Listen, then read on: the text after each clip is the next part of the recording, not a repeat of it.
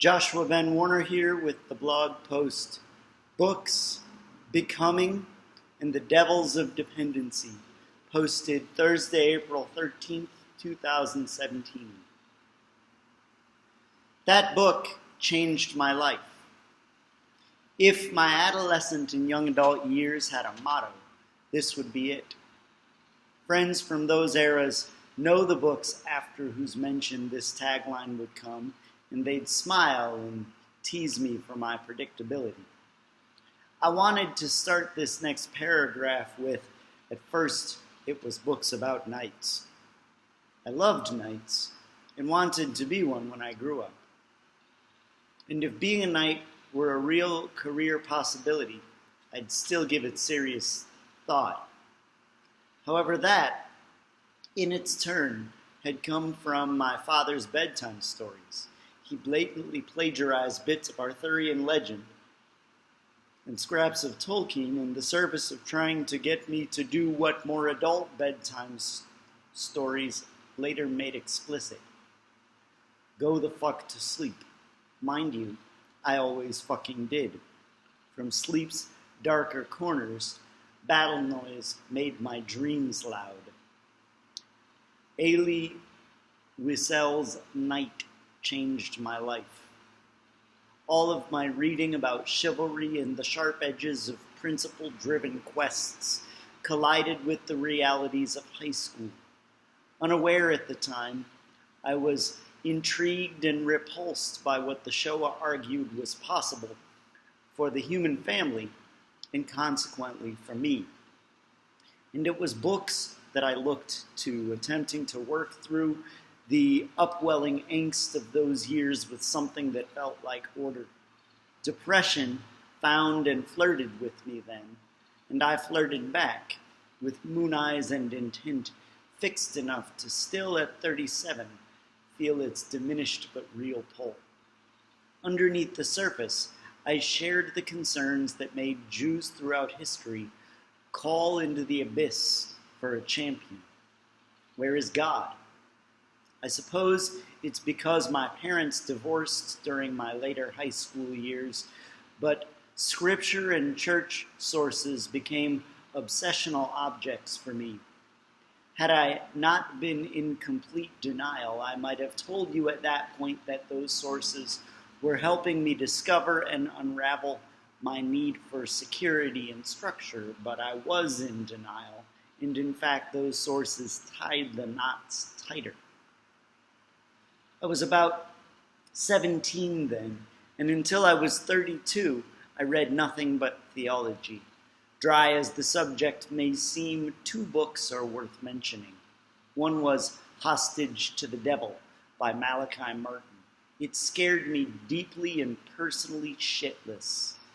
That an evil, intelligent, and personal force could make a movable meat suit of my mind and body was exactly the kind of thing that, living alone in my dark apartment, I didn't need to hear. The fact that he gained entrance to a bloke through the normal turns of psychology, piss-poor choices, and unhealthy perspectives, well, this didn't put me at ease in the least. I'd studied theology in college, so the ancient renunciants, men and women whom ancient sexists had dubbed the Desert Fathers, became formative for me. Their battles against the demons who vied for control of their heart, head, and hands were a source of hope so needed that I ultimately visited a monastery to acquire it. Later I sold my car, gave away my possessions, and joined up in hopes of committing lifelong to the place. In the monastery, I developed a personal flaw. By personifying evil and good with my thoughts about God or the devil, I could offload onto those figures the responsibility for my choices. I saw myself favorably when I did good, but blamed evil when I myself cooperated with it. And so I had built an inflatedly positive self-concept out of a struggle made more valiant by what I thought was at stake. On a scale of Kung Fu Master to Yoda caliber Jedi, I gave myself a solid 9. The big book of Alcoholics Anonymous changed my life. As I battled with myself, I began to notice emotions. After failures, I was full of resolve to change. I was full of insight about causes and effects, and then full of resentment about the perceived double standards in the monastic community. A memoir of an alcoholic priest, read aloud during meals to encourage silence, exposed similar patterns in his own life. A read-through of the big book turned up testimonial after testimonial with whose authors I felt a kinship. I spent the next several years getting to the bottom of that kinship. In a letter to a fellow monk, himself a recovering alcoholic, I identified my addictive tendencies. He wrote back with words that I took too many years to hear for the warning they were. Make sure your addictive tendencies don't become an actual chemical dependence. Hindsight was 20/20, he said, and he'd lost his glasses once while stumbling drunk, only to find them in the same street the next day. Speeding past, the traffic had ground them to powder. The day I identified my emotional patterns as those of an addict, I stopped reading.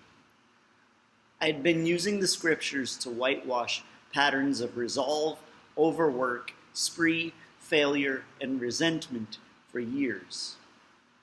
I had been reading to self-diagnose. I had been identifying with whatever words were comforting, but I'd never graduated to reading myself. That book changed my life. More aptly put, my life was becoming my book as it changed.